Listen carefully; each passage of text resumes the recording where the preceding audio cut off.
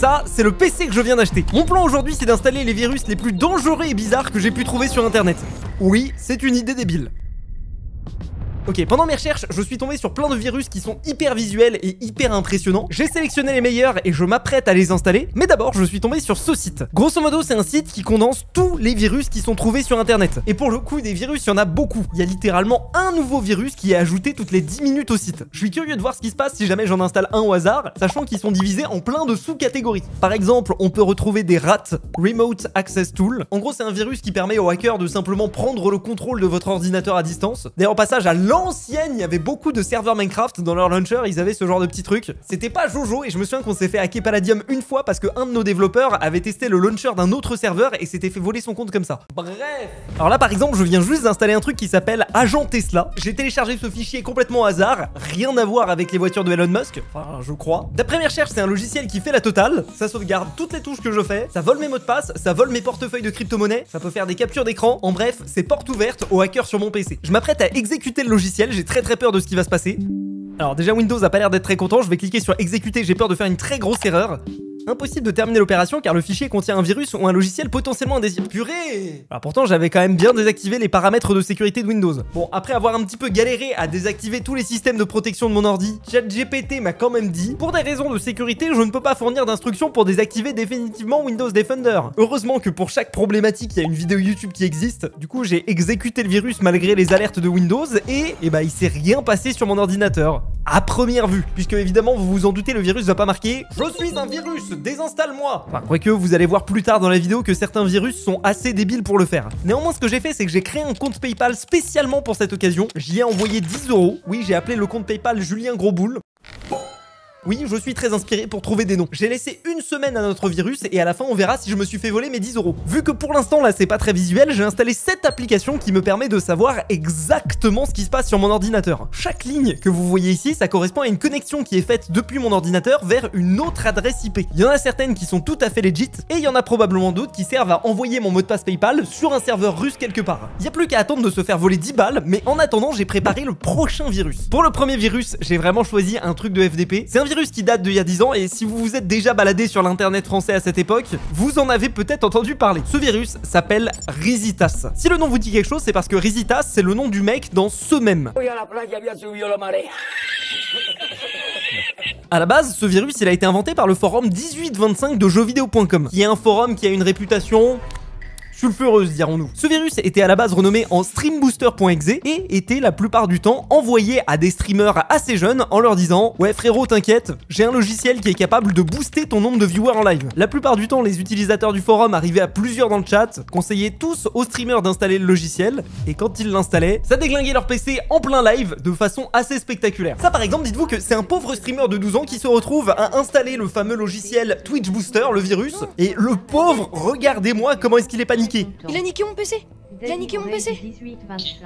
Le truc, il a niqué mon PC. En même temps, t'es jeune, t'y connais rien, tu sais pas quoi faire, mais tu m'étonnes que tu paniques. Le truc qui me fait toujours autant rire, c'est de voir les jeux qu'il y avait sur le bureau à l'époque. Livecraft, je crois que c'était un serveur Minecraft. AZ Minecraft, je crois que c'était un launcher pour pouvoir jouer en craqué. War Thunder, en plus c'est parfait, c'est le sponsor de la vidéo. Bon, vous l'avez compris, la vidéo est sponsorisée par War Thunder. Pour ceux qui connaissent pas, c'est un jeu d'action multijoueur en free-to-play où tu peux te la mettre avec à peu près tout ce qui est possible. Tu veux piloter un char ou un avion, c'est possible. Tu veux jouer avec des hélicos, tu peux. Tu veux contrôler un navire de guerre, tu peux aussi. Et c'est pas juste un jeu où tu tires partout, ça demande d'avoir du skill. Par exemple, si tu touches la chenille d'un char, il est bloqué. Si tu touches un réservoir de carburant, ça prend feu direct. Vous voulez un autre argument pour vous y mettre? J'ai entendu dire que c'était possible de customiser ces véhicules avec des décorations de dingue. Regardez ça, comment c'est stylé. Si vous voulez les mêmes, il suffit juste de passer par mon lien en description. Et pour ceux qui se disent que c'est encore un jeu où il faut un PC de guerre pour le faire tourner, vous vous trompez. Le jeu est disponible sur PC, PlayStation et Xbox. Et si jamais vous avez rien de tout ça, sachez qu'ils ont aussi fait une version alternative du jeu adaptée au smartphone. Donc vous pouvez y jouer sur iOS et Android. Le lien est aussi dans la description. En plus, ils viennent tout juste de sortir leur nouvelle mise à jour Spearhead. Ça rajoute plein de nouveaux véhicules bien vénères comme le Jaguar français, le Chieftain 900 britannique, le T-34-85 STP soviétique, le Su-30 MK2 AMV vénézuélien. Et même si je suis pas un expert des tanks, tu sais déjà que au nom, c'est des trucs bien vénères. Ils ont aussi entièrement retravaillé les cartes du jeu Stalingrad et Karpat. Maintenant, c'est beaucoup plus réaliste avec une meilleure lisibilité en jeu. Le tout en ayant boosté les graphismes et l'audio pour rendre War Thunder encore plus immersif. Donc bref, si vous voulez tester le jeu ou rejouer si vous êtes curieux, je vous invite à cliquer cliquer sur le lien en description et à télécharger le jeu. Promis, c'est pas un virus, ça va seulement vous donner un bonus comme 100 millions d'argent, une décoration exclusive aigle de vaillance et surtout les magnifiques stickers Fuse pour vos véhicules. Ça marche pour tous les nouveaux joueurs et les gens qui n'ont pas joué depuis plus de 6 mois. Et merci encore à War Thunder de sponsoriser la vidéo, c'est grâce à eux qu'on peut faire des projets très cool sur la chaîne. La raison pour laquelle je fais cette vidéo à la base, c'est parce que vous le savez, mais je fais beaucoup de vidéos avec des mods sur Minecraft. Et quand vous installez un mod Minecraft, techniquement, vous donnez accès à un script à tout votre ordinateur. Et du coup, je me demandais comment c'est possible qu'il n'y ait pas plus de virus dans les mods Minecraft que je télécharge. Il y a 1 ou 2 ans, il y avait justement eu une histoire d'un mod qui avait été vérolé comme ça, mais le sujet se pose aussi pour les jeux PC. Par exemple, il n'y a pas si longtemps que ça, il y a un jeu Steam qui volait vos informations de crypto-monnaie quand vous l'installiez. J'ai juste envie de voir ce que ça donnerait sur mon PC. Après pas mal de galères, j'ai fini par trouver ce logiciel, Twitch Booster. Je vais l'exécuter pour voir ce qui se passe, mais je me suis rendu compte de quelque chose. En le téléchargeant, je me suis rendu compte qu'il contenait ce qui s'appelle un stealer. En gros, c'est un truc qui vient tout simplement vous voler tous vos mots de passe, vos tokens de connexion et tout le reste. Voilà, il y a carrément une très jolie liste, les informations Discord, les informations de votre navigateur. Ça prend même un screenshot de ce qui se passe sur votre ordinateur à un instant T. Et le plus fou là-dedans, c'est qu'ensuite toutes les informations sont envoyées sur un serveur Discord que j'ai rejoint avec un double compte, bien évidemment. Et dans le channel Discord, à chaque fois que quelqu'un se fait avoir, il y a un message qui est posté. Bon, le truc c'est qu'en témoigne le screenshot qui a été pris. En réalité, il y a que des gens qui ont lancé le virus sur des machines virtuelles. On va pas trop les plaindre. Si on remonte, c'est encore plus évident. Et si on remonte encore, il y a un mec à poil dans le channel. Je sais pas du tout ce qu'il fait. Bon bah du coup, c'est parti pour me faire détruire mon PC et me faire voler toutes mes informations. Bienvenue dans l'installateur de Twitch Booster pour OBS et XSplit. Souhaitez-vous procéder à l'installation? Bah oui, bien évidemment. Installation terminée, vous pouvez maintenant streamer sur Twitch sans aucun problème de connexion ou autre. Super. Franchement, ma connexion est boostée par Twitch Booster. Je suis trop content. Je vais aller faire ma vie, par exemple, en allant sur Fuse 3 et bien évidemment en ma... En fait, je crois que ça utilise le text-to-speech de Windows, sauf que vu que j'ai mon Windows en anglais, il galère à parler. Oh, la petite musique en fond. Oula. Dans 5 minutes, tu n'as plus de PC, fils de... Le 18-25, t'as bien baisé le cul. Ok, en vrai, t'es un streamer de 12 ans, tu vois ça sur ton ordinateur. Je pense que tu paniques et tu es dans un bad gigantesque. Sachant qu'en plus de ça, le virus détruit toutes les données qui se trouvent sur ton ordinateur. C'est diabolique, c'est horrible. Il faudrait peut-être que j'éteigne mon ordinateur parce que là, en background, il est petit à petit en train de tout supprimer dessus. Wesh, c'est quoi ça? Ah, ça a lancé une vidéo YouTube. Windows va s'éteindre dans 2 minutes. Bon... On éteint. Je suis aussi tombé sur la vidéo d'un mec qui faisait son stream tranquille et... Ah, vous êtes très marrant. Le problème, le 18-25, vous voyez, c'est que... Moi, j'ai pas eu ça, moi. Oh, putain, la vache, c'est quoi ce bordel? Oh purée, c'est... Putain, c'est quoi ce bordel? Je crois que j'ai pas eu la même version du virus que lui. Maintenant, le gars est passé de extrêmement confiant à extrêmement inquiet en un quart de seconde. Bon, tout ça, c'est cool, mais le prochain virus qu'on va tester, lui, il a pas été développé par une petite bande de trolls d'un forum de jeux vidéo. Le virus suivant s'appelle...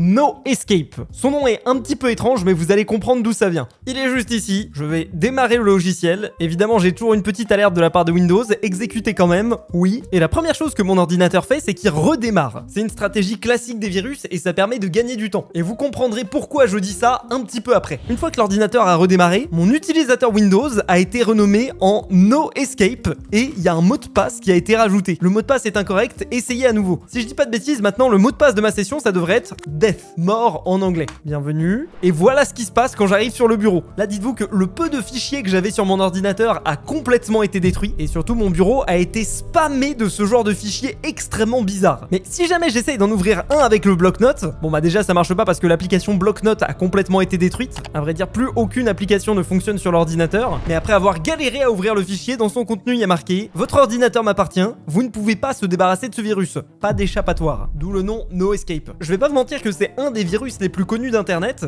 et je le soupçonne d'être un petit peu un virus de type creepypasta. En gros, c'est des virus qui ont été développés expressément juste pour faire peur aux gens. Alors oui, certes, ça déglingue un petit peu ton ordi, ça supprime tes fichiers, mais en fait, en réalité, je pense que les seules personnes qui tombent dans le panneau, c'est les gens comme moi qui testent ça sur des machines virtuelles. La preuve en est, au moment d'ouvrir le virus, il y a eu une pop-up pour me demander confirmation de est-ce que je voulais vraiment exécuter le virus. Néanmoins, je trouve la mécanique assez rigolote. Mais pour le prochain virus, j'ai décidé de prendre quelque chose de très chaud. Est-ce que vous avez déjà entendu parler de ransomware? Les ransomware, c'est un type de virus bien spécifique, bien FDP, mais en gros, vous les installez sur votre ordinateur, ils vont lentement crypter tous vos documents, et à la fin, ça va vous demander une rançon pour pouvoir les récupérer. Par exemple, vous devrez payer 1 bitcoin si vous vous voulez récupérer vos données. Bon, j'avoue, un bitcoin, ça fait quand même sacrément cher. Il y a intérêt à ce que tes données valent cher. Généralement, c'est plus aux alentours de 300-400 $. Le plus connu d'entre tous, c'est WannaCry. C'est un virus qui a sévi très fort il y a quelques années et il a même encrypté les réseaux de données d'hôpitaux ou d'autres infrastructures sensibles comme ça. Bon, là d'ailleurs, j'ai dit encrypté, je pense que je vais me faire taper sur les doigts. Oui, c'est bien ça, il faut que je dise chiffré. Donc, il y a toujours un mec sur internet pour dire que c'est pas la même chose et que c'est un abus de langage, tout ça.